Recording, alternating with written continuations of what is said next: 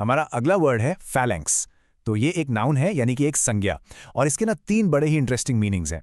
पहला मतलब जो है वो जुड़ा है सेना से, यानी सैनिकों का एक दल जो एक साथ बिल्कुल क्लोज फॉर्मेशन में आगे बढ़ता है। फिर इसका दूसरा मतलब है लोगों या चीज़ों का एक कॉम्पैक्ट ग्रुप, एक झुंड। और जो तीसरा मीनिंग है ना, वो तो बिल्कुल ही अलग है। इसका मतलब होता है आपके हाथ की उंगली या पैर के अंगूठे की हड्डी। है ना कमाल का वर्ड, एक ही शब्द के इतने अलग अलग यूज। चलिए, इसके पहले मीनिंग को एक क्लासिक एग्जाम्पल से समझते हैं।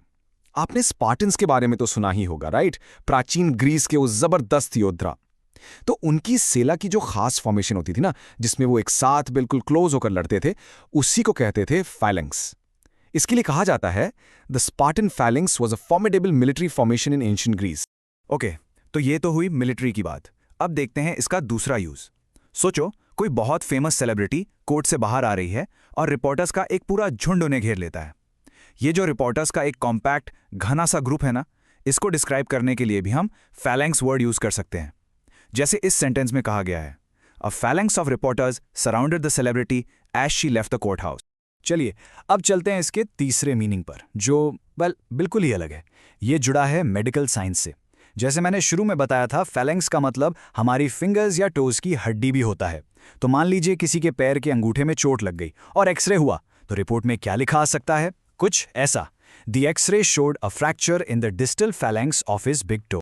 ये वर्ड आपको अक्सर न्यूज़ रिपोर्ट्स में भी मिल जाएगा, क्योंकि ये ना एक बहुत पावरफुल इमेज क्रिएट करता है। जरा इमेजिन कीजिए, राइट पुलिस है, वो अपनी शील्ड्स को एक साथ लॉक करके एक दीवार जैसी बनाकर आगे बढ़ रही है।